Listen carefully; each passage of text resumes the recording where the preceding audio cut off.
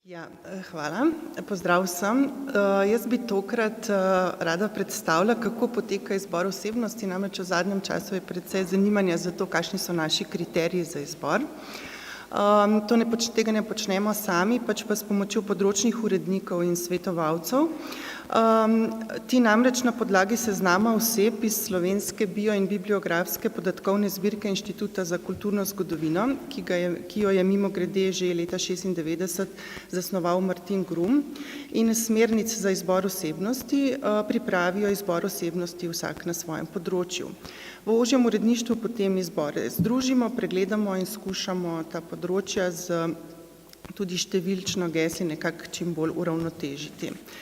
V smernicah, to mogoče še najbolj zanimivo, v smernicah urednikom smo zapisali: v novem SBL se sprejmejo vse osebnosti, ki so slovenskega rodu ali na Slovenskem rojene in so delovale doma ali v tujini, sprejmejo pa se tudi osebnosti tujega rodu, ki so v slovenskem prostoru kakorkoli pomembne za razvoj in vpliv na področjih kulture, znanosti, umetnosti, gospodarstva, politike in družbe ter na drugih za nacionalno samobitnost pomembnih področjih in so svojim delom med Slovenci in svojimi dosežki prispevale k prepoznavnosti in uveljavljanju Slovenije po svetu.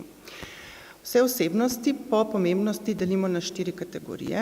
Osebnosti sprejete v nacionalni kanon, to je tiste, ki sooblikujejo kolektivno identiteto Slovencev in so tudi obče prepoznane izven svojega področja delovanja, na primer France Prešeren, Anton Martin Slomšek, Jože Plečnik in podobni.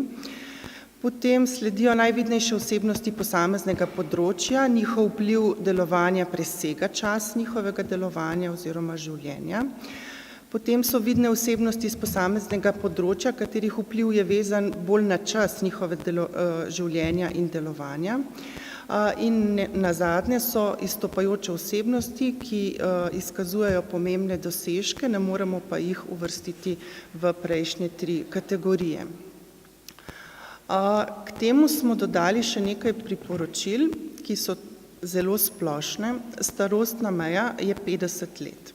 Izjema tukaj so športniki, ki pač se upokojijo krepko prej kot pri 50 letih.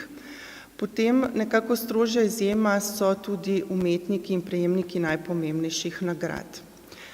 Zapisali smo, da pedagoški in znanstveni nazivi sami po sebi niso merilo za avtomatično uvrstitev, prav tako ne vodenje ali sodelovanje v kakršnihkoli raziskovalnih projektih.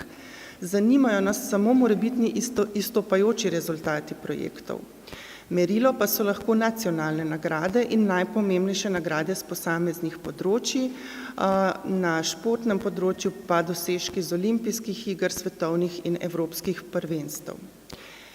Avtomatično pa uvrstimo akademike SAZU, ne pa tudi dopisne člane, potem narodne heroje, slovenske nadškofe in škofe, predsednike in predsednice države in vlade ter rektorje in rektorice javnih univerz.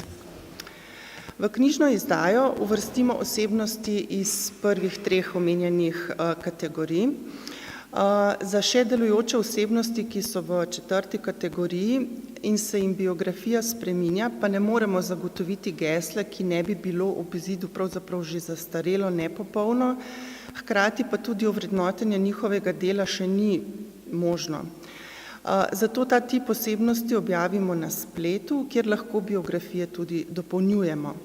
Torej, tiskano izdajo dopolnjuje portal Slovenska biografija, ki združuje 3 najpomembnejše slovenske nacionalne biografske leksikone: Slovenski biografski leksikon, Primorski biografski slovenski leksikon in Novi slovenski biografski leksikon. Urednica tega portala je magistra Petra Video Grin. S tem 3. zvezkom novega SBL smo zaključili predstavitev osebnosti s priimki na črko B. Dodam samo še nekaj številk. Objavljenih v tem zvezku je 277 gesel, v katerih je predstavljenih 229 moških, 39 žensk in 9 družin. V obeh zvezkih, ki obravnavajo osebnosti s črko B, pa je 534 gesel. Toliko za danes. Hvala.